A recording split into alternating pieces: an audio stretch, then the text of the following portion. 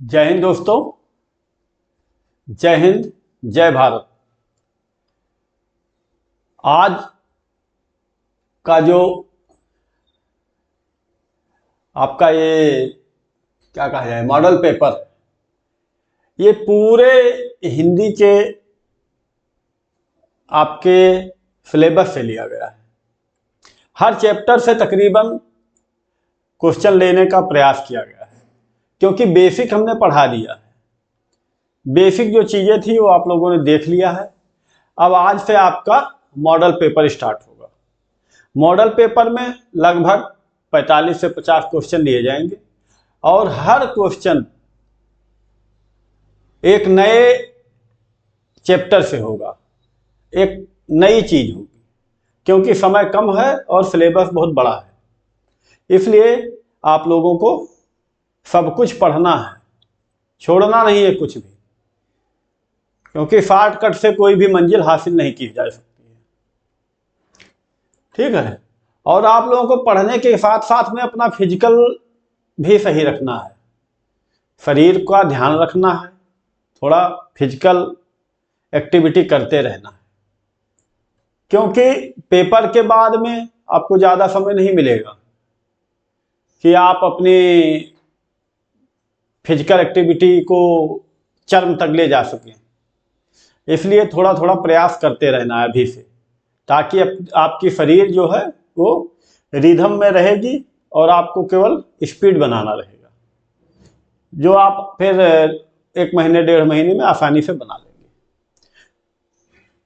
हमारा काम है आपको आपकी मंजिल तक पहुंचाना, इसलिए हम सभी बातों पर थोड़ा थोड़ा ध्यान देते हैं। पढ़ाई के साथ साथ फिजिकल एक्टिविटी भी होनी ही चाहिए, क्योंकि ये कोई बैंक क्लर्क या लेखपाल की परीक्षा नहीं है, ये पुलिस कांस्टेबल की परीक्षा है। और इसमें 25 मिनट में 5 किलोमीटर आपको रनिंग पूरी करनी है, और वो रनिंग इतनी आसानी से पूरी नहीं हो जाएगी। अगर आप मेहनत नहीं करेंगे तो रनिंग पूरी नहीं होगी। रनिंग नहीं पूरी होगी तो आप रिटर्न में चाहे जितना नंबर ले लें, कोई मतलब नहीं है। इसलिए रिटर्न के साथ साथ थोड़ा सा फिजिकल एक्टिविटी पे भी ध्यान देना है। ठीक है, चलिए समय बर्बाद ना करते हुए स्टार्ट करते हैं क्वेश्चन। पंजाब में हिंदी का प्रचार किसने किया है?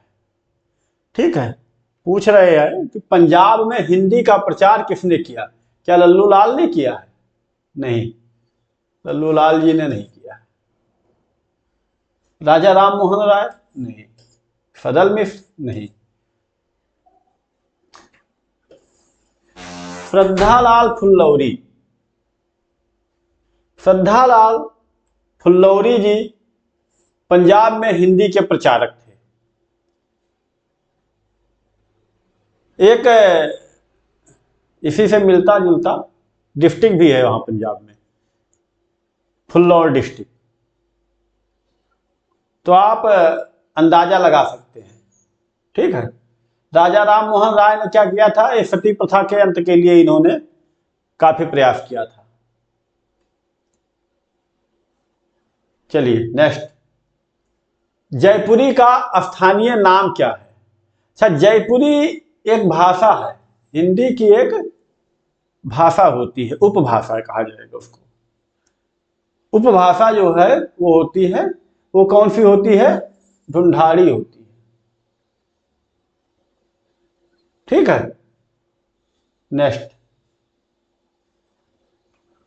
अच्छा, ये जो बागड़ी है, ये बागड़ी ये हरियाणा की भाषा है। नेक्स्ट,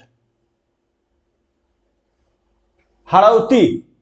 हड़ौती बोली कहाँ बोली जाती है? ये हड़ौती भी आपकी जो है ये राजस्थान की ही एक भाषा है। हड़ौती आपकी राजस्थानी एक भाषा है, ये भी लगभग जयपुर के इलाके में ही बोली जाती है, उपबोली, जिसको उपबोली हम कहते हैं। ठीक है, नेक्स्ट, भाषा के शुद्ध रूप का ज्ञान किससे होता है? अच्छा, भाषा के शुद्ध रूप क्या बोलते हैं? तो किससे होगा? क्या लिपि से होगा? क्या लिखने से हो जाएगा? नहीं, लिखने से नहीं हो जाएगा। लिखित भाषा, लिखित भाषा से हो जाएगा? नहीं। जब तक हमें व्याकरण का ज्ञान नहीं होगा, ठीक है, जब तक हमें व्याकरण का ज्ञान नहीं होगा तब तक हमें शुद्ध रूप का ज्ञान नहीं हो पाएगा। मात्रा कहाँ लगाना है, डैश कहाँ लगाना है, पूर्ण विराम कहाँ लगाना है, और ये कहाँ लगाना है, कोष्ठक कहाँ बनाना है, ये सब जब तभी पता होगा जब हमें व्याकरण का ज्ञान होगा। और व्याकरण का ज्ञान होगा तभी हम शुद्ध रूप से भाषा का ज्ञान प्राप्त कर सकते हैं। ठीक है, नेक्स्ट, फा का उच्चारण स्थान। अभी देखिए हमने आपको जो पढ़ाया था वर्णमाला, वर्णमाला में हमने आपको सब कुछ बताया था। ये क्या होता है, प, फ, ब, भ और मा। इनका उच्चारण स्थान पांचों का क्या है, ओष्ठ है। क्या है, ओष्ठ है। ठीक है, तो इसका क्या हो जाएगा, आपका ओष्ठ हो जाएगा। इसमें से ये और ये तीनों क्या है, ये अल्प प्राण है।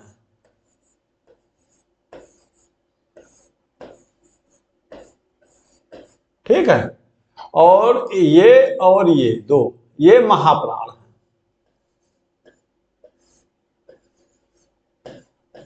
ये भी ध्यान रखना है, मैं साथ साथ बताता रहता हूं ताकि आप लोगों का वो रिवीजन होता रहे, जिससे आपको याद करने की बार बार जरूरत नहीं पड़ेगी। ठीक है, जो वर्ण स्वर की सहायता से बोले जाते हैं उन्हें क्या कहते हैं?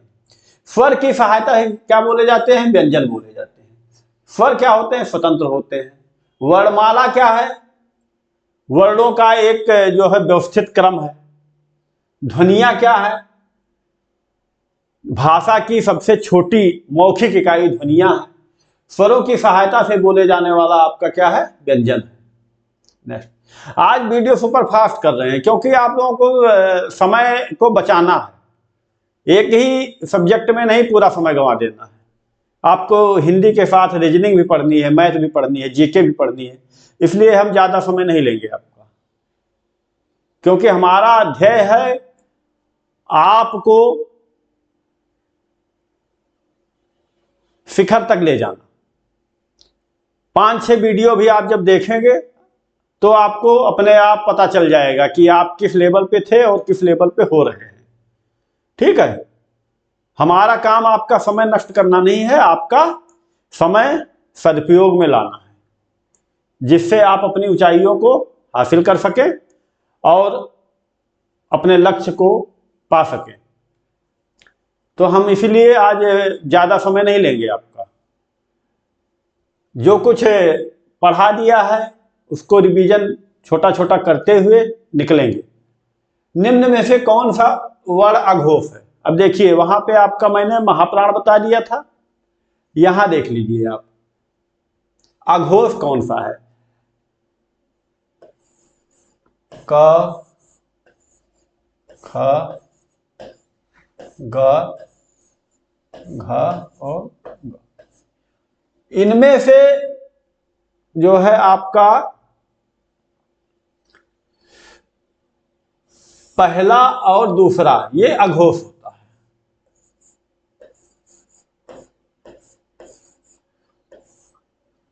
और तीसरा से लेके पांचवा ये घोष होता है। इसी को सघोष भी कहते हैं। कहीं कहीं पे क्वेश्चन में आ जाता है सघोष, तो आप बोलोगे गुरुजी ने तो घोष पढ़ाया था, सघोष पढ़ाया नहीं। ये केवल इसी में नहीं है, ये पूरे आपके स्पर्शी व्यंजन का है। जो 25 आपके स्पर्शी व्यंजन हैं, स्पर्शी व्यंजन कितने होते हैं? ये 25 होते हैं। 25 होते हैं। का से लेकर के गा हो ही गया, चा से लेकर के यहां तक, ता से लेकर के रा तक, ता से लेकर के ना तक, और पा से लेकर के मा तक। ये बीच में आपके ये वो है। तो इनके सबके पहले और दूसरे क्या है?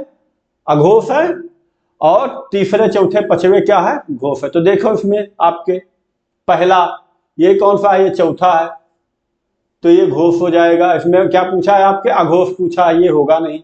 जा चा छा जा ये तीसरा हो जाएगा, ये होगा नहीं। का खा गा ये तीसरा हो जाएगा, तो ये भी नहीं होगा। का ये देखो यही है पहला, तो यही आपका उत्तर हो जाएगा। ठीक है, इसको ऐसे आपको ध्यान देना है। और वर्णमाला से हर लेसन में 2 से 3 क्वेश्चन आता ही आता है, हर मतलब आपके पेपर में, वहां पे पुलिस के पेपर में हर वर्णमाला से तो 2 क्वेश्चन आने ही आने हैं। नेक्स्ट, घोष वर्ण। अभी देखो हमने आपको बता दिया, वहां घोष पूछा था, यहां घोष पूछा। चा कौन सा है, पहला है। खा कौन सा है, दूसरा है। का कौन सा है, पहला है। गा कौन सा है, तीसरा है। तो यही घोष हो जाएगा। ठीक है, आपका आंसर गा हो जाएगा। ठीक है, नेक्स्ट, दीर्घ स्वर कौन सा है। दीर्घ स्वर, दीर्घ मतलब बड़ा। ठीक है, दीर्घ मतलब बड़ा। अब देखो कुछ लोग इसको भी बोलेंगे कि दीर्घ स्वर है, नहीं, ये दीर्घ स्वर नहीं है, ये संयुक्त स्वर में आता है। ये क्या आता है, संयुक्त स्वर में आता है। ठीक है, ये कौन सा है, ये ह्रस्व स्वर है, या लघु स्वर भी कह सकते हैं इसको, लघु स्वर। ये भी संयुक्त स्वर में आता है, संयुक्त स्वर में आता है। ये आपका हो जाएगा दीर्घ स्वर। ठीक है, दीर्घ स्वर ये हो जाएगा। दीर्घ स्वर कौन कौन से हैं, बड़ा आ है, बड़ी ई है, और बड़ा ऊ है। ठीक है, नेक्स्ट, खाने की इच्छा है, इसके लिए एक शब्द कौन सा होगा। खाने की इच्छा है, विमुक्षा होगा क्या, विमुक्षा कोई शब्द नहीं होता। बुभुक्षा, बुभुक्षा भी कोई शब्द नहीं होता। बुभुक्षा, ठीक है, इसका हो जाएगा आपका बुभुक्षा, अर्थात खाने की इच्छा। ये आपके 1 या 2 क्वेश्चन इसमें से भी आते हैं, अनेक शब्दों का एक शब्द। ठीक, नेक्स्ट, जो मुश्किल से प्राप्त हो उसे क्या कहते हैं। जो मुश्किल से प्राप्त हो उसे क्या कहते हैं। अच्छा, अलभ्य, अलभ्य जो प्राप्त ना हो,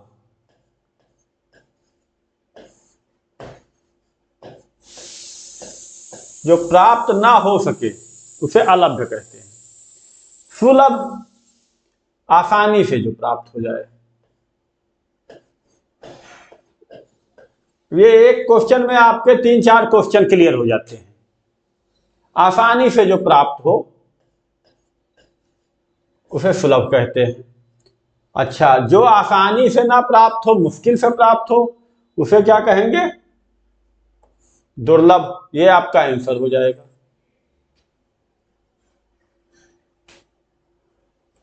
ये कोई शब्द है नहीं। अवसर के अनुरूप बदल जाने वाले को क्या कहते हैं। अवसर के अनुसार बदल जाने वाले को क्या कहा जाता है।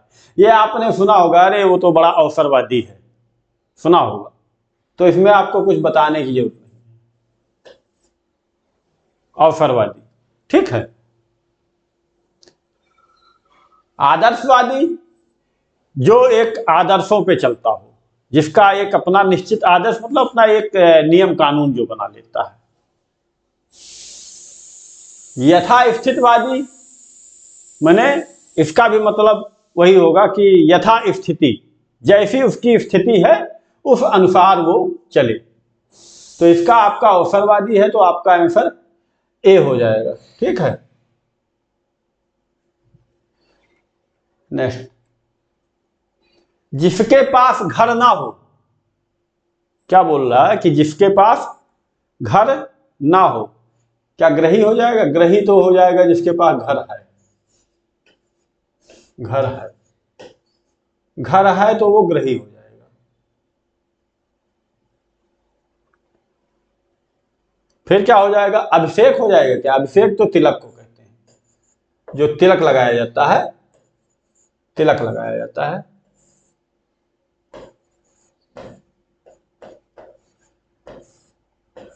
जो तिलक लगाया जाता है उसको अभिषेक कहते हैं। अकिंचन, अकिंचन मतलब जिसके पास कुछ है ही नहीं, जिसके पास कुछ नहीं है उसको अकिंचन कहते हैं। ये आपका हो जाएगा आंसर। अनिकेत, निकेत मतलब होता है घर, और इसमें आ उपसर्ग लगा हुआ है, तो इसका तुरंत उल्टा हो गया कि जिसके पास घर नहीं है। ठीक है, तो ये आपका आंसर हो जाएगा अनिकेत। अनिकेत, इसमें अगर पूछे अभी कि अनिकेत में क्या है, समास क्या है, तो क्या मानोगे? अव्ययी भाव। अव्ययी भाव क्यों? क्योंकि हमने बताया आपको कि जो उपसर्ग वाले शब्द होते हैं वहां पे अव्ययी भाव समास होता है। ठीक है, नेक्स्ट। सफलता ना मिलने पर दुखी होना को क्या कहा जाता है? सफलता ना मिलने पर दुखी होना, इसको क्या कहा जाता है, ये पूछ रहे हैं। क्या दुख कहा जाएगा? सफलता ना मिलने पर दुखी होगा तो क्या कहा जाएगा? दुख कहा जाएगा क्या? क्षोभ, कृपा, कृपा तो कोई किसी के ऊपर करता है। सफलता ना मिलने पर दुखी होना, ये क्षोभ कहा जाएगा आपका। ठीक है। दया, दया नहीं है, दया तो कोई दया करता है, बोला दया कीजिए कुछ दे दीजिए, तो जब कोई दान में कुछ देता है तो उसको भी बोलते हैं अरे उन्होंने मुझ पर दया कर दिया, तो कुछ जब मिलता है तो दया होता है, तो ये तो गलत हो जाएगा। दुख, वैसे ही दुख हो जाता है किसी चीज का, जैसे कोई घटना हो गई तो दुख हो जाता है, लेकिन सफलता ना मिलने पर जब दुख होता है तो उसे क्षोभ कहते हैं। क्षोभ, और एक होता है इसी का विलोम विक्षोभ। ठीक है, तो कृपा नहीं होगा, दया नहीं होगा, दुख नहीं होगा, क्या होगा आपका? क्षोभ हो जाएगा। नेक्स्ट, शुद्ध वर्तनी वाला शब्द। अब देखो इसमें शुद्ध वर्तनी, ये वर्तनियों से जरूर 1 से 2 क्वेश्चन आपके आते हैं, हम लोग बोलते भी रहते हैं। तो भगीरथी, क्या ये सही हो जाएगा? भागीरथी, क्या ये सही हो जाएगा? भगीरथी और भागीरथी, देखो केवल इसमें गा और भा पे मात्राओं का उदल बदल किया गया है। क्या किया गया है? गा और भा के मात्राओं का।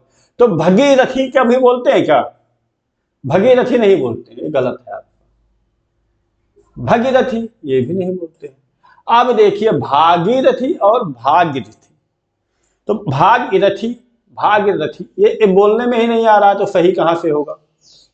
भागीरथी, ये आपका सही हो जाएगा, भागीरथी। आंसर बी आपका सही हो जाएगा। ठीक है, क्या सही हो जाएगा? बी।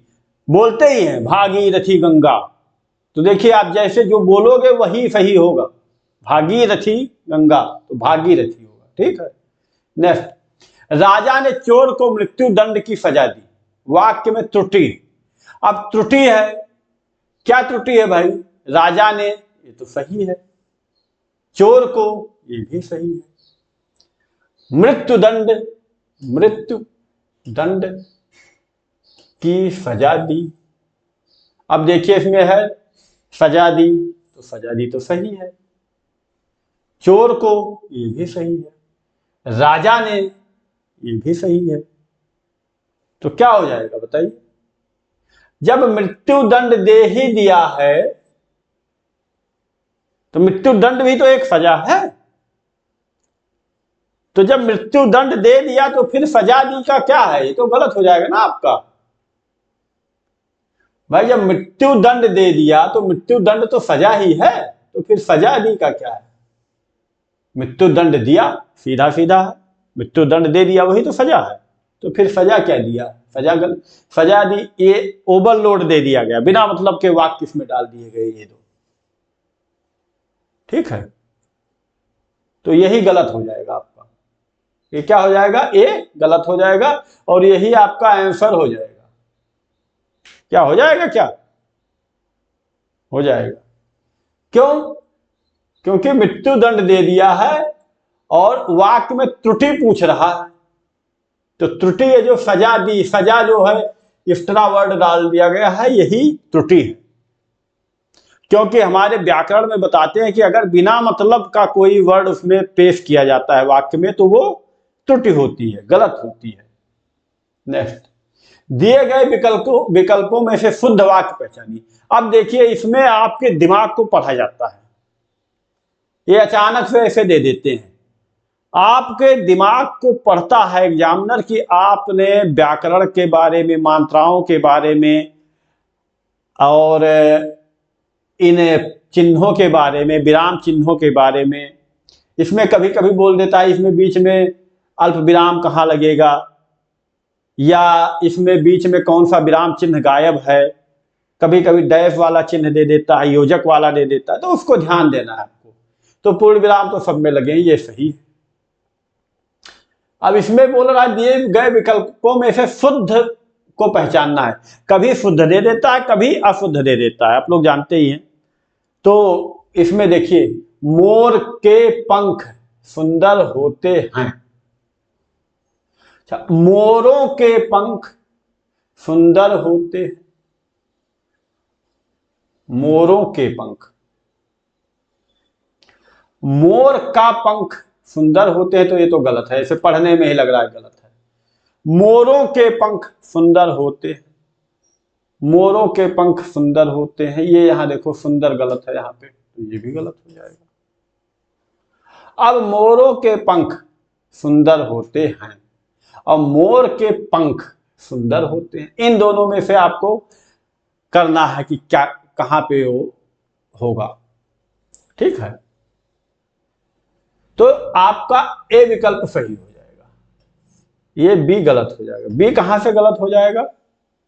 यहां से गलत हो जाएगा, ये मोरों से, क्योंकि यहां अंग बिंदी नहीं होगी। और पंख, पंख उसके बहुत सारे पंख होते हैं, तो ये बहुवचन है, ये इसलिए होते हैं, यहां बहुवचन लगा है। तो पूरा जो सेंटेंस आपका है वो ये सही है। ये यहां से गलत है, ये आपका यहां से गलत है, या यहां से गलत होगा। अगर मोर है तो बहुवचन नहीं होगा, दोनों जगह गलत है। ये यहां से गलत था, सुंदर हमने अभी बिंदी लगाया था, आपने देखा था। तो पूरा सेंटेंस आपका यहां से सही है। नेक्स्ट, दिए गए विकल्पों में से शुद्ध वाक्य पहचानिए। फिर शुद्ध वाक्य पहचानना है, दोबारा आ गया शुद्ध वाक्य। तो शुद्ध वाक्य में क्या है आपका? मैंने आपको प्रणाम, ये क्या प्रणाम सही है? बिहार में थोड़ी घूम रहे हैं हम लोग, प्रणाम प्रणाम करेंगे। हम तो यूपी में हैं, हमारे यहाँ खड़ी हिंदी बोली जाती है, तो ये गलत है। किया हूं, ये भी गलत है। अच्छा, मैंने आपसे प्रणाम, आपसे प्रणाम ये कौन सा शब्द है? आपसे प्रणाम, तो हमसे क्या प्रणाम करवाओगे क्या? हैं? मैंने आपसे प्रणाम किया था, ये कौन सा शब्द वो होता है? ये यहां से गलत हो जाएगा आपको। एक एक शब्द मैं बता रहा हूं कि कहां से गलती हो रही, ताकि आपको एग्जाम में पता चले। मैंने आपको प्रणाम किया था, ये आपका लग रहा है कि सही हो सकता है। अच्छा, मैं आपको प्रणाम किया था, तो ये यहां से गलत हो जाएगा। जब मैं था तब हरि नहीं, मैं कहां से आ गया भाई?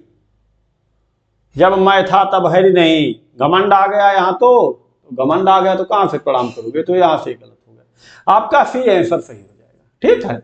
मैंने आपको प्रणाम किया था, इसमें काल कौन सा है? भूतकाल है, भूतकाल है। और अगर पूछे कौन सा भूतकाल है तो क्या हो जाएगा? पूर्ण भूतकाल है। क्या है? पूर्ण भूतकाल है। ठीक है, काल का भी आपको साथ साथ बताता रहता हूं। अच्छा, दिए गए विकल्पों में से शुद्ध वाक्य पहचानिए। शुद्ध वाक्य इसमें भी आपको पहचानना है। शुद्ध वाक्य क्या करना है? पहचानना है। डर के मारे चोर दौड़ गया। दौड़ गया? कहां दौड़ गया? पुलिस भर्ती कर रहा है क्या जो दौड़ गया? ये गलत हो जाएगा, दौड़ गया नहीं होगा, भाग गया होना चाहिए था। परिवर्तन से ही विकास के चरण आगे बढ़ते हैं, ये लग रहा है कि हो सकता है। ललित को 2 बेटियां, यहां पे अगर बहुवचन है तो अंगबिंदी होनी चाहिए, तो ये गलत हो जाएगा आपका। कर्म ही जीवन की कसौटी, कसौटी होनी चाहिए, टी नहीं होनी चाहिए। क्या होनी चाहिए? टी होनी चाहिए यहां पे, ये यहां से गलत। तो क्या हो गया? परिवर्तन से ही विकास के चरण आगे बढ़ते हैं, ये आपका सही हो जाएगा। ठीक है, 20 का क्या हो जाएगा? बी नंबर सही हो जाएगा। नेक्स्ट, दिए गए विकल्पों में से सही वाक्य चुनिए। सही वाक्य, अभी शुद्ध वाक्य लिख रहा था, अभी सही वाक्य लिख दिया है, तो ये घबराना नहीं। देखिए सही वाक्य क्या आ गया? सही वाक्य शुद्ध वाक्य ही। 3 नगर का नाम बताइए, तो 3 नगर होगा क्या? जब 3 है तो 3 नगरों हो जाएगा, नगर नहीं होगा, ये गलत हो गया आपका। 3 नगरों का नाम बताइए, ये हो सकता है। 3 नगरों का नाम बताइए, 3 नगरों का नाम बताइए। दोनों एक ही हैं क्या? मुझे लग रहा है। 3 नगर के नाम बताइए, ये भी गलत है। तो ये आपका बी और सी दोनों सही हो जाएगा। ठीक है, ये बी और सी। 3 नगरों का नाम बताइए, बताइए। दोनों ये एक ही दे दिया गया है, तो ये दोनों आपका आंसर हो जाएगा, बी और सी। कभी कभी एग्जाम में भी ऐसा दे देता है, कोई लड़के बी मार के आते हैं, कोई लड़के सी मार के आते हैं, फिर वो आयोग एक को सही कर लेता है, एक को गलत कर देता है, फिर वो मामला कोर्ट में जाता है। जैसे अभी आपके लेखपाल भर्ती का गया था, फिर वो 6 महीने भर्ती अटक जाती है। नेक्स्ट, आकलन शब्द का विलोम। आकलन बोलते नहीं, थोड़ा आकलन करो इसका। आकलन मतलब होता है अंदाजा। आकलन का क्या मतलब होता है? अंदाजा। आकलन,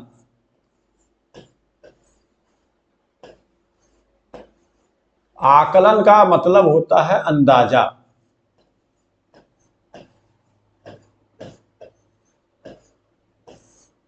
ये आपका फारसी शब्द है। आकलन करो बोलते नहीं, आकलन करो। आकलन का क्या हो जाएगा? विकलन, ये हो जाएगा। विग्रह का मतलब होता है अलगाव करना। समास विग्रह नहीं बोलते हैं, संधि विच्छेद, समास विग्रह। ये विग्रह मतलब अलगाव करना, दूर करना। समास मतलब संक्षेप करना। समाकलन, समाकलन मतलब समान आकलन, मतलब बराबर बराबर आकलन करना। नेक्स्ट, अनुग्रह शब्द का विलोम। अनुग्रह का ग्रहण होगा क्या? ग्रहण तो होगा नहीं। ग्रहित होगा क्या? ग्रहित होगा क्या? होगा नहीं होगा। अनुग्रह, आग्रह, ये भी नहीं होगा। अनुग्रह का क्या होगा? विग्रह हो जाएगा। मैं आपसे अनुग्रह करता हूं, बोलते नहीं, मैं आपसे अनुग्रह करता हूं या अनुरोध करता हूं, और मैं आपका विग्रह करता हूं या विरोध करता हूं। ठीक है, नेक्स्ट, ये आपका ए आंसर सही हो जाएगा, कहीं बोलो कि गुरुजी ने तो बताया नहीं। नेक्स्ट, गुण शब्द का विलोम। गुण का दोष होता है, ये तो सब लोग जानते हैं, बहुत चिंदी सा क्वेश्चन है। गुड़ मत लिख देना कहीं, ये तो गुड़ खाने वाला है। गृहस्थ होगा नहीं, गुणा भाग नहीं हो रहा है, यहाँ गुणा भाग नहीं कराना है। गुण का विलोम दोष होता है, ठीक है। नेक्स्ट, पुष्ट शब्द का विलोम, पुष्ट का क्या हो जाएगा? पुष्ट का क्षीण हो जाएगा। बोलते नहीं वो बहुत हष्ट पुष्ट है, हष्ट पुष्ट मतलब बलवान है। और वो और क्या बोलते हैं, वो बहुत जीर्ण शीर्ण है, जीर्ण क्षीण है। जीर्ण क्षीण मतलब दुर्बल है। दुष्ट, दुष्ट का क्या हो जाएगा? सज्जन, सज्जन हो जाएगा। दुष्ट का विलोम क्या हो जाएगा? सज्जन। पुरस्कार, पुरस्कार का क्या हो जाएगा? क्या तिरस्कार हो जाएगा? क्या क्या तिरस्कार हो जाएगा?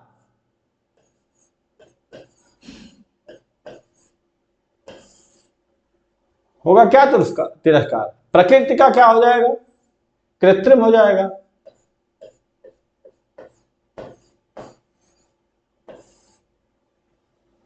तिरस्कार नहीं होगा इसका, ये तिरस्कार नहीं होगा, तो मैंने आपके उसके लिए लिख दिया था। क्या होगा पुरस्कार का? बताइए, कमेंट कीजिए आप लोग। तिरस्कार होता है सम्मान का, बोलता है उसका सम्मान किया और उसका तिरस्कार किया। पुरस्कार, उसको पुरस्कार दिया और उसको क्या दिया? बताइए, पुरस्कार का विलोम क्या होगा? पुरस्कार का विलोम कमेंट में लिखिए आप लोग, फिर मैं आपको अगली क्लास में बताऊंगा इसका विलोम क्या होता है। नेक्स्ट, अनभिज्ञ शब्द का विलोम। अनभिज्ञ, अनभिज्ञ का पहले तो अर्थ जानो। अनभिज्ञ मतलब होता है जिसको ज्ञान ना हो, ज्ञान ना हो, ठीक है, जिसको ज्ञान ना हो तो अनभिज्ञ है ये, तो फिर इसको ज्ञान नहीं है,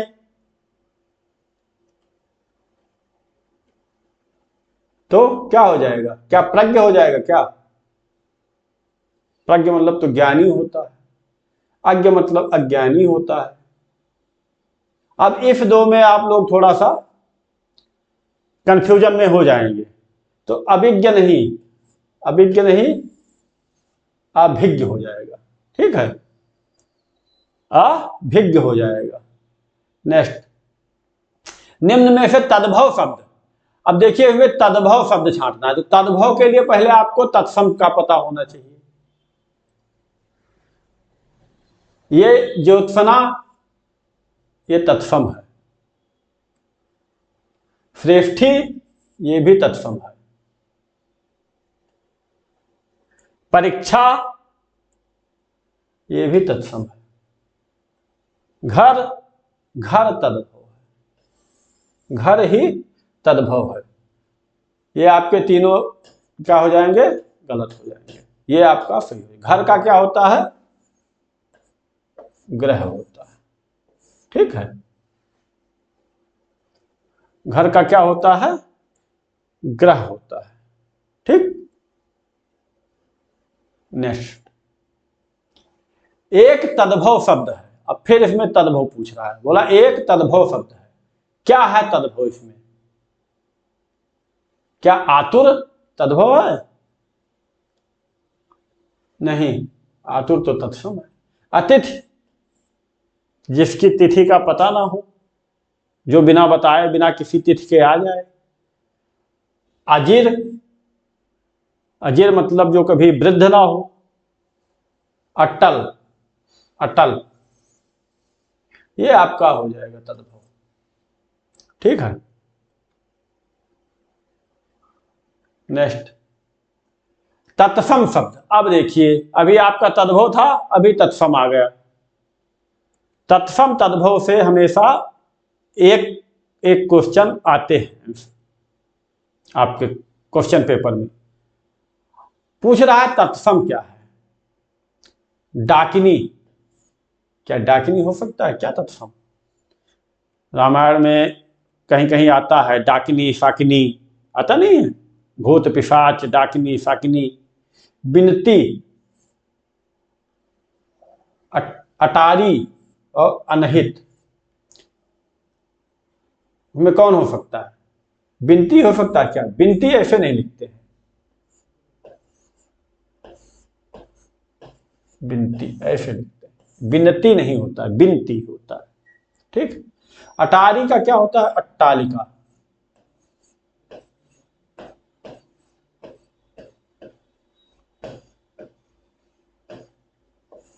अट्टालिका। अनहित, जो हमारा अनहित करे।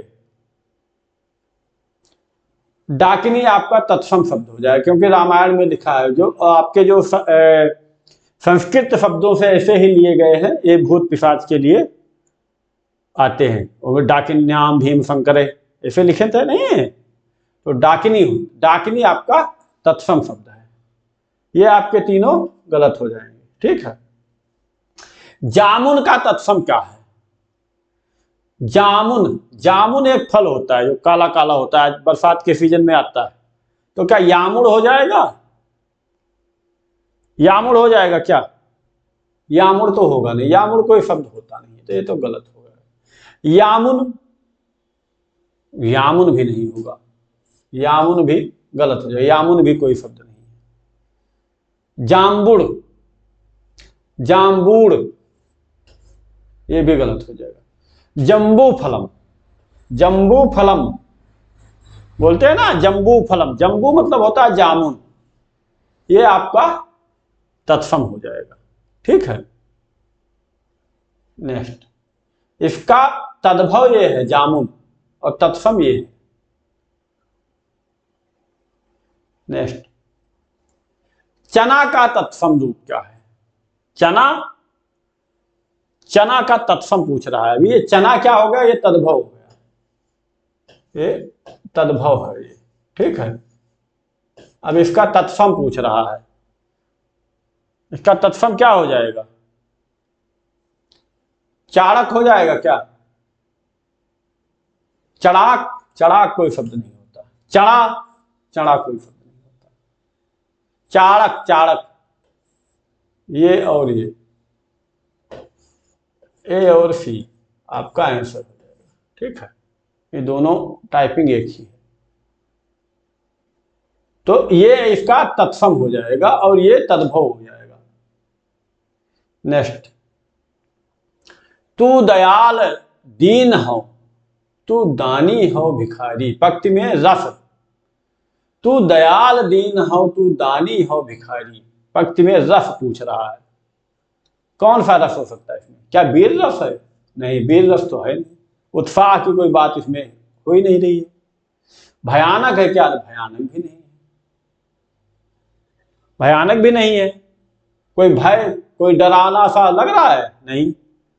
वात्सल्य, कोई बच्चों के प्रेम की बात हो नहीं रही है,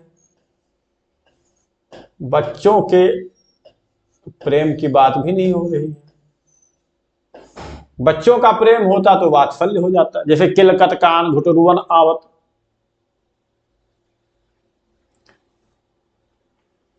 भक्ति रस है इसमें, तू दयाल दीन हो, तू दानी हो भिखारी। तू दानी, हाँ मतलब हाँ वो अपने लिए बोल रहा है, कभी कहीं उसी को बोल लो तू दानी हाँ भिखारी, अपने उनके लिए नहीं बोल रहा है। भिखारी अपने लिए शब्द बोल रहा है कभी, कि तुम दानी हो और मैं भिखारी हूं। तो जब किसी ईश्वर के पास हम जाते हैं, उससे याचना करते हैं, कुछ मांगते हैं, कुछ प्रे करते हैं, तो उसका भक्ति रस होता है। बोलते नहीं हो बहुत भक्त आदमी है। ठीक है। सीता जी के नयन रामचंद्र के चकोर भये।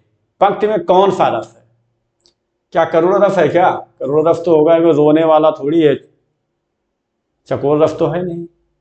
शांत रस भी नहीं है, क्योंकि नयने लड़ रहे हैं, नयन लड़ रहे हैं, तो नयन जब लड़ रहे हैं तो शांत रस तो होगा नहीं। भक्ति रस है क्या? भक्ति रस भी नहीं है, क्योंकि यहां तो भगवान से कुछ मांगा नहीं जाता है। हालांकि हम भले ही भगवान बोलते हैं,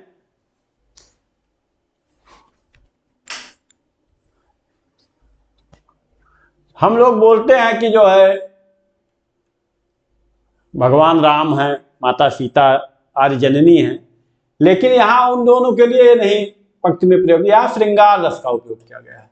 जब दो स्त्री और पुरुष आपस में प्रेम प्रणय करते हैं तो वहां पे श्रृंगार रस होता है। श्रृंगार रस को रसराज भी कहा जाता है। क्या होता है? रस राज। यहां कहीं श्रृंगार की जगह रसराज भी लिख सकता है, तो आप जो है भ्रमित हो जाओ, बोलो अरे ये क्या हो गया, तो ये तो रस ही नहीं होता है। तो ये कभी कभी एग्जामिनर लिख देता है। श्रृंगार रस के दो भेद भी होते हैं, दो भेद होते हैं। एक संयोग श्रृंगार, एक क्या होता है? संयोग, और एक क्या होता है? वियोग।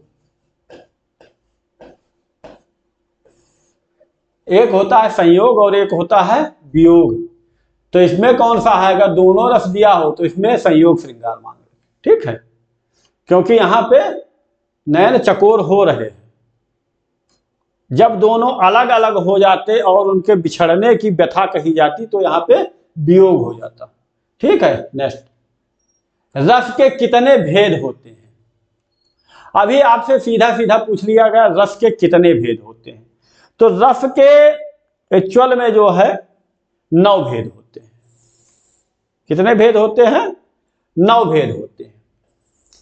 लेकिन एक मुनि है, कपिल मुनि। कपिल मुनि ने जो है 8 ही रसों का वर्णन किया है। कपिल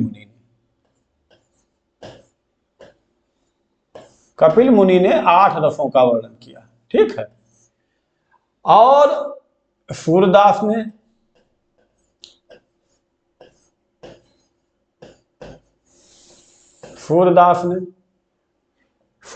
क्या किया है?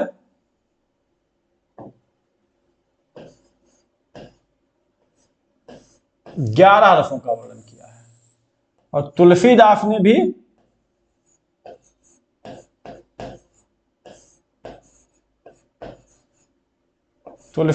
भी क्या किया है? 11 रसों का वर्णन किया है। कभी कभी पूछ लेता है कि सूरदास के अनुसार रस कितने हैं या तुलसीदास के अनुसार रस कितने हैं, तो 11 मारना है फिर। और अगर वैसे ही पूछ ले कि रस कितने होते हैं तो भी 11 मारा जाता है कहीं कहीं पे, क्योंकि अगर 11 ऑप्शन है तो 11 मारना है, लेकिन यहां 11 ऑप्शन है नहीं, इसलिए 9 मारा जाएगा। और पूछे अगर कि कपिल मुनि के अनुसार कितने रस है, तो 8 रस होते हैं। 9वां रस कौन सा है? तो वात्सल्य रस है। ये वात्सल्य रस को 9वां रस कहा जाता है, ठीक है। कभी कभी ये भी पूछ लेता है कि 9वां रस किसे कहते हैं, तो ये लगाना। नेक्स्ट, रस के कितने अंग होते हैं? आप लोगों ने पढ़ा होगा, विभाव, अनुभाव, संचारी भाव, है? कितने रस होते हैं? 4 रस, 4 अंग, ठीक है।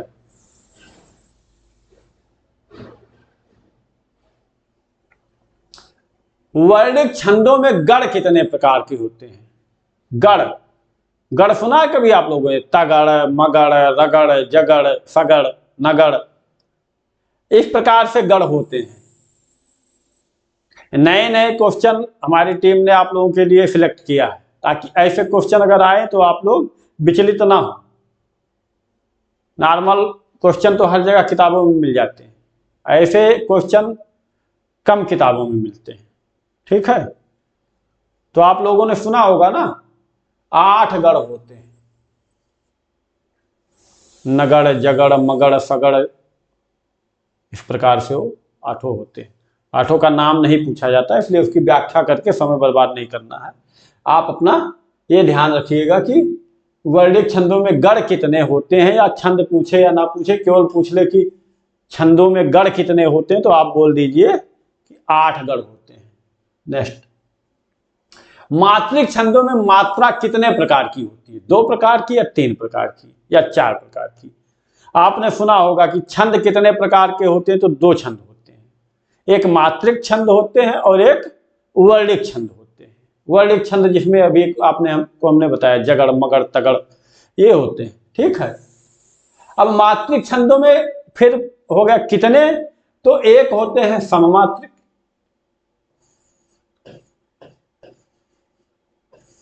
सममात्रिक और एक होता है विषम मात्रिक।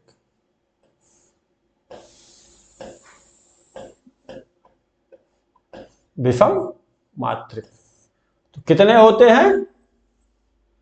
2 होते हैं, ठीक है। कितने होते हैं? 2 होते हैं। इसमें भी फिर होता है एक अर्धसाम मात्रिक और एक अर्ध विषम मात्रिक। तो उतने डीपी में आपको जाने की जरूरत नहीं। मात्रिक छंदों में मात्रा कितने प्रकार की होती है? 2 प्रकार की होती है, ये मोटा मोटा आप जान लो, सम मात्रिक और विषम मात्रिक, ठीक है। नेक्स्ट, बंदम गुरुपद पदम परागा सुरुचि श्वास सरस अनुरागा में कौन सा छंद है? अब इसमें छंद पूछ रहा है, आप लोग रामचरितमानस से ये लिया गया है। किससे लिया गया है? रामचरितमानस से लिया गया है। अब इसमें देखो 1 2 3 4 5 6 7 8 9 10 11 12 13 14 15 16 मात्राएं इसमें है। चौपाई में क्या होता है? 16 मात्राएं हर चरण में होती हैं।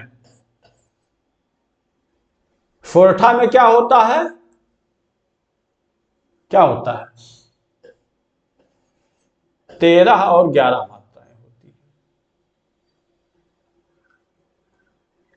नहीं सॉरी, 13 और 11 नहीं, 11 और 13 होती है, ठीक है।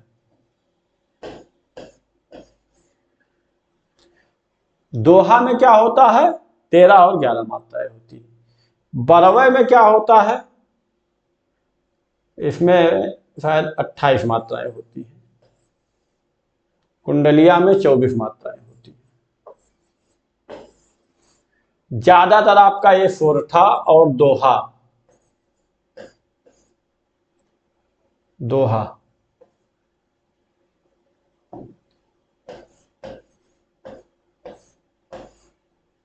और चौपाई इन्हीं से पूछा जाता है। मात्रा गिनने के लिए देखो इसमें ये 2 हो गया, ये 1 हो गया, ये 1 हो गया, ये 1 हो गया, ये 1 हो गया, ये 1 हो गया, ये 1 हो गया, ये 1 हो गया, ये 1 हो गया, ये 1 हो गया, ये 1 हो गया, ये 2 हो गया, ये 2 हो गया। जहां पे बड़ा आ या बड़ी ई या बड़ा ऊ का मात्रा होगा वहां पे 2 मात्राएं होगी। ओ औ में ओ का 1 मात्रा है, औ का 2 मात्रा है। ए में ए का 1 मात्रा है, ऐ का 2 मात्रा है। इस प्रकार से होता है। अब इसमें बार में 1 मात्रा है और ये देखो अंग लगा हुआ तो 2 मात्राएं हो गई।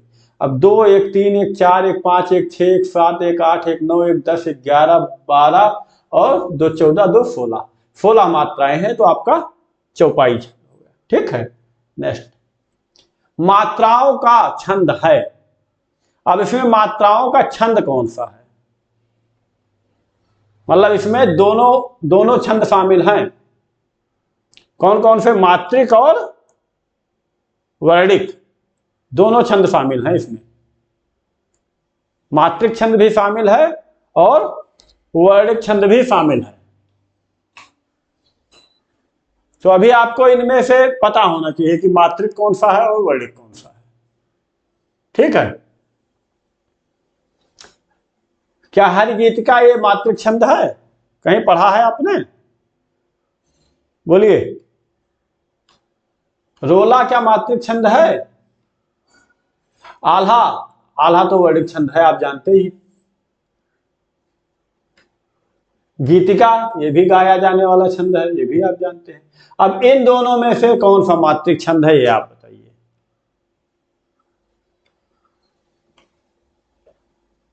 ये आपका मात्रिक छंद नहीं होता है। ये हरि गीतिका जो है, ये आपकी हरि गीतिका जो है आपकी, ये मात्रिक छंद है। ठीक है, गीतिका वर्णिक छंद है और हरि गीतिका मात्रिक छंद है। नेक्स्ट, रामचरितमानस कौन सा छंद काव्य है? रामचरितमानस में कौन सा पूछ रहा है कि छंद काव्य, मतलब ये वर्णिक छंद काव्य है या मात्रिक छंद काव्य है? तो रामचरितमानस में क्या है? दोहा है, सोरठा है,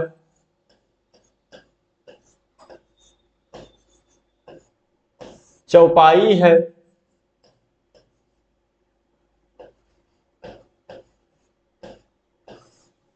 छंद है, और ये सब क्या है? एक निश्चित मात्राओं में बंधे हुए हैं। तो जब निश्चित मात्राओं में बंधे हुए हैं तो क्या हो जाएगा? मात्रिक हो जाएगा। ठीक है, क्या हो जाएगा? मात्रिक हो जाएगा। ठीक है, मात्रिक छंद हो जाएगा। अभी आप लोगों ने इतना, आज देखो कई चैप्टर से क्वेश्चन लिए गए हैं, तो आप लोगों ने देखा होगा। मजा आया क्लास में? मजा आया तो इसको लाइक वाइक कर देना, और नहीं मजा आया है तो कोई बात नहीं, डिसलाइक कर देना, ये तो आपके हाथ में है। चलिए ठीक है, यहां पे आपका आज का 40 क्वेश्चन पूरा हुआ। कल से हम 50 क्वेश्चनों की सीरीज लाएंगे और कोशिश करेंगे कि आप लोग जो है जल्दी से जल्दी आपका पूरा सिलेबस पूरा हो जाए। ठीक है, आपको मैं एक 2 मिनट की क्लास चला देता हूं अलंकार से संबंधित। कुछ अलंकार हैं तो इसी क्लास में मैं डाल देता हूं। ठीक है, पहले तो अलंकार किसे कहते हैं? अलंकार की परिभाषा या अलंकार किसे कहते हैं? तो अलंकरोतित अलंकारः, जो अलंकृत करे। जैसे स्त्री एक आभूषणों को पहन के अलंकृत हो जाती है, वैसे ही हमारी जो काव्य रचनाएं हैं, इसमें जब हम अलंकार लगा देते हैं तो वो अलंकृत हो जाता है, वो सुंदर लगने लगता है। जब उनको एक निश्चित मात्राओं में, निश्चित लय में और अलग अलग उपमानों से सुसज्जित कर दिया जाता है, शोभायमान कर दिया जाता है, तो वो सुंदर लगने लगते हैं। तो उसी को अलंकार कहते हैं। ठीक है, अलंकार का अर्थ होता है आभूषण। कभी कभी क्वेश्चन में पूछते हैं अलंकार का क्या अर्थ है, तो अलंकार का अर्थ होता है आभूषण। अब अलंकार होते कितने हैं? मुख्य रूप से तो 2 अलंकार हैं। एक शब्दालंकार है,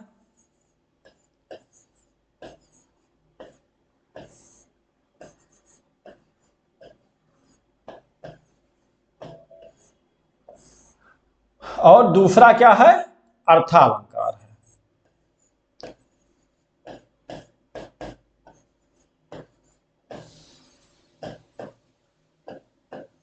अर्थालंकार है।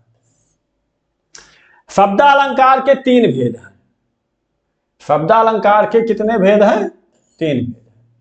अर्थालंकार के तो कई भेद हैं, लेकिन मुख्य रूप से इसमें 4-5 हैं, वो मैं आपको बताऊंगा। पहला शब्दालंकार में क्या है? अनुप्रास।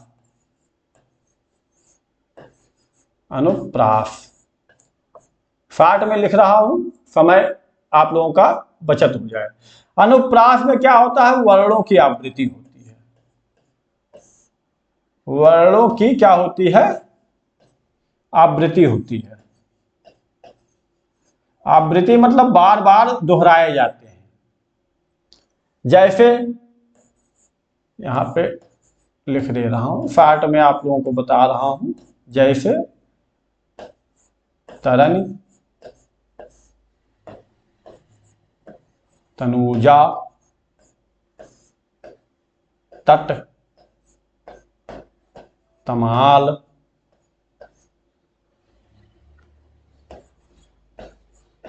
तरुवर, बहु छाये।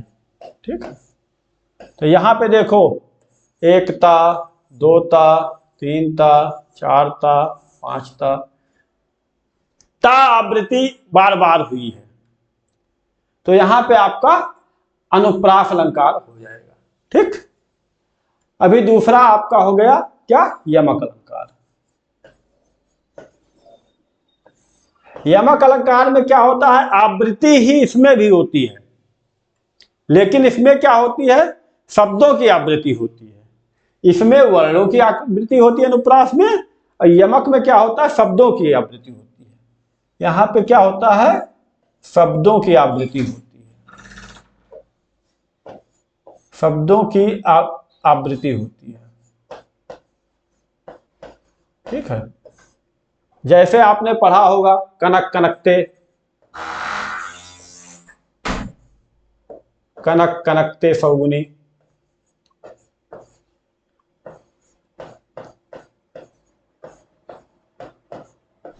ठीक है,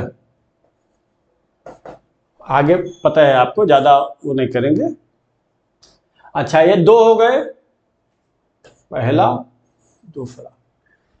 तीसरा है क्या, श्लेष अलंकार।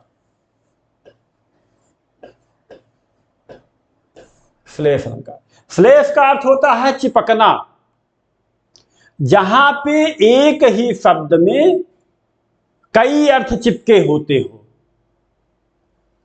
यहां पे क्या है कि शब्द अलग अलग आएंगे और उनका सबका अलग अलग अर्थ होगा, लेकिन यहां क्या है, शब्द एक ही आएगा और उसमें क्या है, अलग अलग अर्थ, एक ही शब्द का कई अर्थ हो जाएगा। जैसे रहीमन पानी राखिए बिन पानी सब सून, पानी गए ना उबरे मोती मानस चून। यहां पानी शब्द एक ही है, लेकिन यहां मोती के अर्थ में पानी का मतलब है चमकना, मानस के अर्थ में पानी का अर्थ है इज्जत, उसकी मर्यादा, और चून के अर्थ में पानी का अर्थ पानी ही है। ठीक है, तो ये तीन अलंकार हो गए, जिसमें ये दो आपके इंपॉर्टेंट हैं, ये दो आपके इंपॉर्टेंट हैं। श्लेष कभी कभी आता है। ठीक है, अभी आपको हम बताते हैं अर्थालंकार। अनुप्रास अलंकार में तीन ही अलंकार हैं। ठीक है, अब आपको हम बताते हैं इनकी परिभाषा। देखो, शब्दालंकार मतलब जहां डायरेक्ट शब्दों से काव्य की सुंदरता को बढ़ा दिया जाए, वहां पे शब्दालंकार हो गया। अर्थालंकार मतलब क्या है कि जहां पे अर्थ के द्वारा काव्य की सुंदरता को बढ़ाया जाता है, वहां पे अर्थालंकार हो जाता है। ठीक है, तो अभी आपको हम बताते हैं अर्थालंकार। अर्थालंकार परिभाषा बताई दिया हमने आपको। अर्थालंकार, अर्थालंकार में 5 या 6 मेन उसको मैं आपको केवल बताऊंगा। ठीक है, और उसके पहचानने का आपको मैं आइडिया बताऊंगा, और अगली क्लास में फिर उससे मैं आपकी पहचान कराऊंगा। तो पहला इसमें होता है क्या, उपमा अलंकार।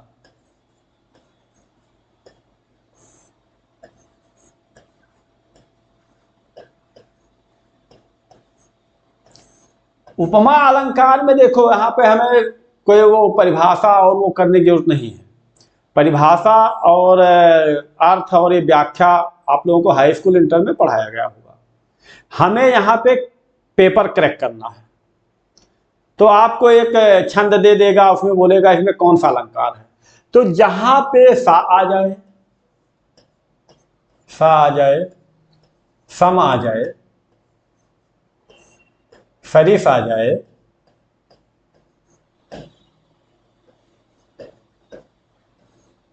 वहां पे आपका क्या होता है, उपमा अलंकार हो जाता है।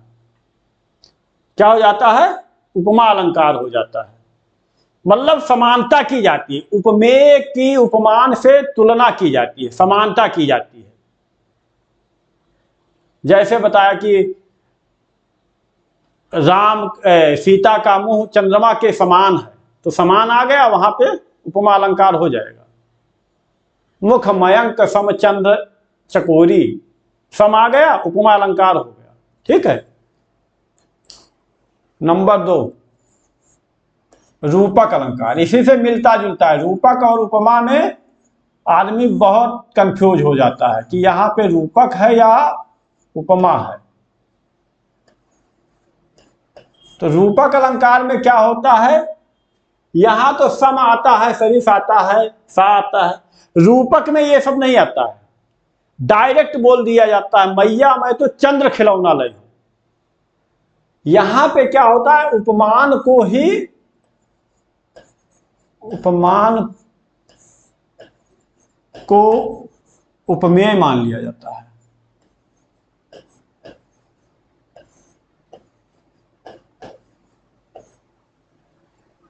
डायरेक्ट बोल दिया जाता है, चरण कमल बंदो हरिराई, चरण कमल बंदो हरिराई। यहां पे समान या समानता की कोई वो नहीं, डायरेक्ट वही चीज है।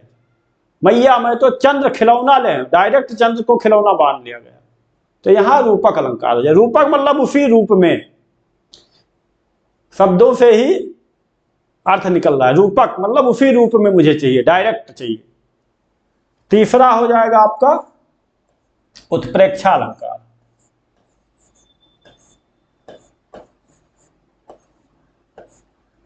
उत्प्रेक्षा अलंकार,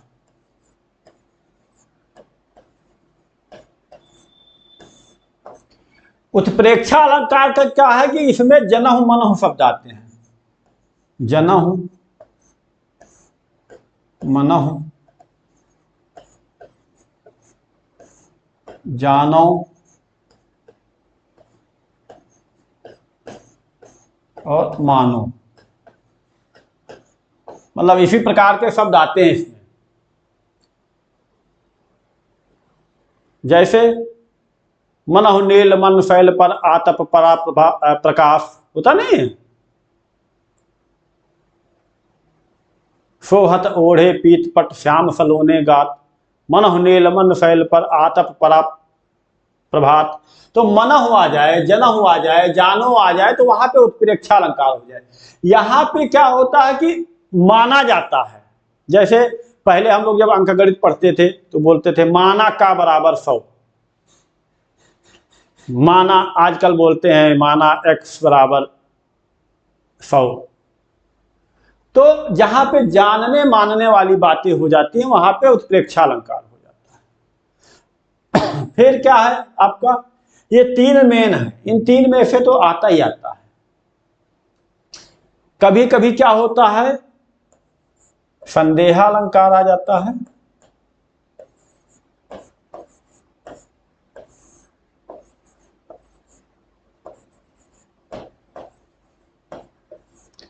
और एक भ्रांतिमान अलंकार आ जाता है।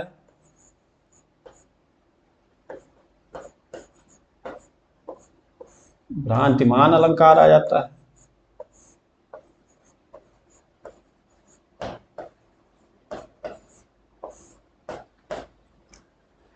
और एक कभी कभी क्या होता है, मानवीकरण अलंकार आ जाता है।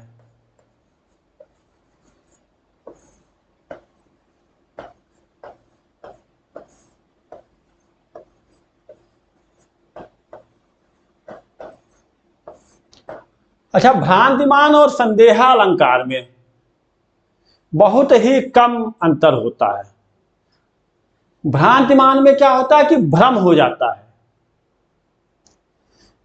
अब लोग बोलते हैं कि भ्रम और संदेह तो एक ही है, लेकिन व्याकरण में एक नहीं माना गया है। हमारी बोलचाल की भाषा में तो मान लेते हैं, हमें भ्रम हो गया, हमें संदेह हो गया, लेकिन व्याकरण जो है भ्रम को अलग मानता है और संदेह को अलग मानता है।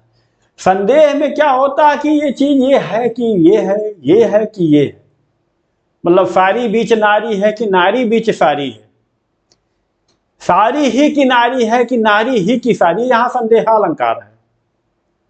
ठीक है, यहां पे कवि को भ्रम नहीं, संदेह हो रहा है कि सारी के बीच में नारी है या नारी के बीच में सारी है, और ये जो सारी है ये नारी की बनी है या ये जो नारी है वो सारी की बनी हुई है। तो यहाँ पे संदेह अलंकार है। जहां पे संदेह बना रहता है, संदेह बना रहता है, वहां पे क्या होता है, संदेह अलंकार होता है। और जहां पे भ्रम हो जाता है, भ्रम क्या है, जैसे बोलते हैं कि चूग रही हंसनी शीतकड़ मानो मोती जान, ऐसे है ना एक को कि हंसनी जो है भ्रमवश जो ओस के कड़ हैं, जो ओस के कड़ घास के ऊपर पड़े हुए हैं, उनको मोती समझ के उनको चुग रही है। तो यहां भ्रांतिमान है, डायरेक्ट उसको भ्रम हो गया है कि ये ओस के कड़ नहीं है, मोती है। संदेह नहीं हो रहा उसको कि मोती है कि ये उसके कड़ है, मोती है कि उसके कड़ है, डायरेक्ट उसको भ्रम हो गया है। जहां पे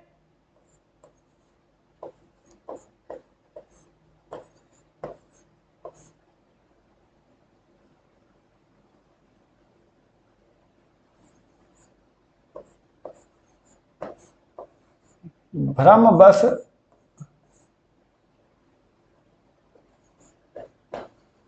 एक वस्तु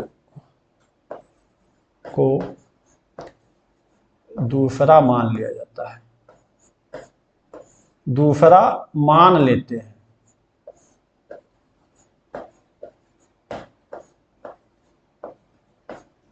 जहां पे भ्रम बस एक वस्तु को दूसरा मान लेते हैं, वहां क्या होता है, भ्रांतिमान अलंकार हो जाता है। जैसे अभी बताया मैंने आपको कि हंसनी जो है वो ओस के कड़ों को मोती मान लिया, उसने मोती मान के चुगे चली जा रही, बोले मैं तो मोती खा रही हूं, और है क्या, ओस का कड़ है, उसको भ्रम हो रखा है। ठीक है। अच्छा, मानवीकरण अलंकार क्या है, मानवीकरण अलंकार है जहां पे प्रकृति को मनुष्य के रूप में दर्शाया जा रहा है। प्रकृति कोई पेड़ है या कोई संध्या है या कोई लताएं हैं, लताओं को एक प्रेमिका के रूप में और वृक्षों को प्रेमी के रूप में दर्शा देता है। कभी बोलता है लताएं अपने प्रेमी के ऊपर लफ रही हैं, चढ़ रही हैं। ठीक है। या संध्या को सुंदरी बता दिया जाता है, आसमान से उतर रही थी वह संध्या सुंदरी परी सी धीरे धीरे धीरे। तो क्या संध्या कोई सुंदरी या कोई परी बन के उतर सकती है क्या धीरे धीरे धीरे? नहीं उतर सकती है। लेकिन कवि ने क्या किया है कि प्रकृति की सुंदरता को एक परी से, परी मतलब मनुष्य, ठीक है, से वो कर दिया गया, तुलना कर दिया गया कि संध्या सुंदरी जो है वो परी सी धीरे धीरे धीरे उतर रही है। तो जहां पे ऐसी रचना आपको मिल जाए वहां पे मानवीकरण मार देना है। क्या मार देना है? मानवीकरण अलंकार। एक इसमें और कभी कभी आ जाता है, कौन सा आ जाता है, एक इसमें आ जाता है अतिशयोक्ति अलंकार। क्या आ जाता है? अतिशयोक्ति अलंकार। अतिशयोक्ति अलंकार में क्या होता है कि किसी छोटी सी चीज को बहुत बढ़ा चढ़ा के दिखा दिया जाता है। क्या होता है? किसी छोटी सी चीज को बहुत ज्यादा बढ़ा चढ़ा के दिखा दिया जाता है, वहां पे क्या होता है? अतिशयोक्ति अलंकार हो जाता है। सातवां क्या है?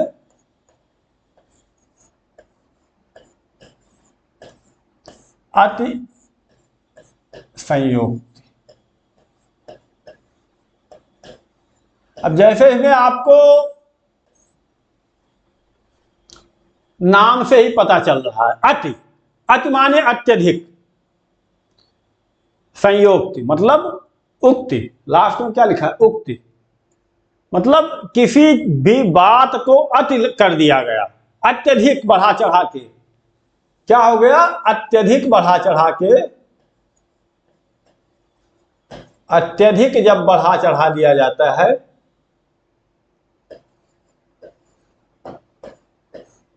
अत्यधिक बढ़ा चढ़ा कर जब कोई बात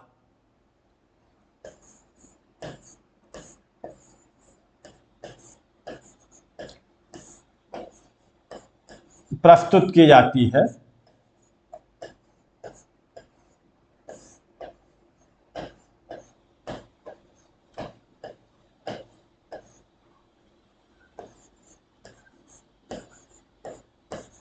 तो वहां पर ये होता है अतिशयोक्त अलंकार। क्या होता है, अतिशयोक्त अलंकार होता है। जैसे हनुमान के पूंछ में लगन न पाई आग, सारी लंका जल गई गए निशाचर भाग। या राणा ने देखा इस पार तब तक चेतक था उस पार। राणा ने सोचा इस पार तब तक चेतक था उस पार। राणा की पुतली मुड़ी नहीं तब तक चेतक मुड़ जाता था। है? तो ये सब क्या है, अतिशयोक्त अलंकार के उदाहरण हैं। खासकर वीर रस में अतिशयोक्त अलंकार का उपयोग ज्यादा किया जाता है। ठीक है, चलिए आज की क्लास यहीं तक। कल एक नए चैप्टर के साथ आपको हम, नए चैप्टर क्या, संपूर्ण चैप्टर के साथ नई वीडियो लेकर आएंगे। और तब तक आप इसको देखिए और अपने स्वजनों में शेयर कीजिए, लाइक कीजिए। चैनल को तो सब्सक्राइब कर ही रखा होगा, नहीं किया हो तो कर लीजिएगा। और एक बार फिर मैं आपको बताना चाहूँगा कि अगर आपको पुलिस भर्ती में जाना है तो आप अपने पढ़ाई के साथ साथ अपने शरीर का, अपने फिजिकल का और अपनी सेफ्टी का, क्योंकि मेडिकल में आपके सारे शरीर की सेफ्टी भी देखी जाती है, बहुत ध्यान रखिए। ये समय आपके लिए बहुत ही नाजुक समय है, तो इसलिए इसको बहुत बहुत बहुत ज़्यादा ख्याल करके रखिए। सेहत, शरीर, मस्तिष्क, तीनों चीज जब आपकी सही होगी तभी आप पुलिस कांस्टेबल भर्ती के लिए सिलेक्ट हो पाएंगे। एक भी चीज गड़बड़ हुई, आपने बहुत अच्छी रनिंग की है लेकिन आप कहीं गिर गए हैं, आपके हाथ में चोट लगी हुई है, तो आप मेडिकल पे अनफिट कर दिए जाएंगे। क्योंकि दौड़ना पैर से है, आप सोचोगे पैर तो सही है, हाथ गड़बड़ हो गया, दौड़ जाएंगे। दौड़ तो जाओगे लेकिन 15 दिन बाद जब मेडिकल होगा तो आप निकाल दीजिए। तो इसलिए आपको रनिंग करते रहना है, सेफ्टी से करना है, नहीं कि एकदम अंधाधुंध दौड़ो, पैर में मोच लगा लो बैठ जाओ घर। धीरे धीरे दौड़ो, अच्छे से दौड़ो, गड्ढे गुड्ढे को देख के दौड़ो, जूते अच्छी क्वालिटी के लो, रोड का चयन अच्छी क्वालिटी का करो, या हो सके अगर आपके गांव घर में कोई ग्राउंड हो, कच्ची जगह हो, कच्ची जगह में दौड़ना आपके लिए ज़्यादा सुटेबल रहेगा। ठीक है, चलिए, जय हिंद, जय भारत।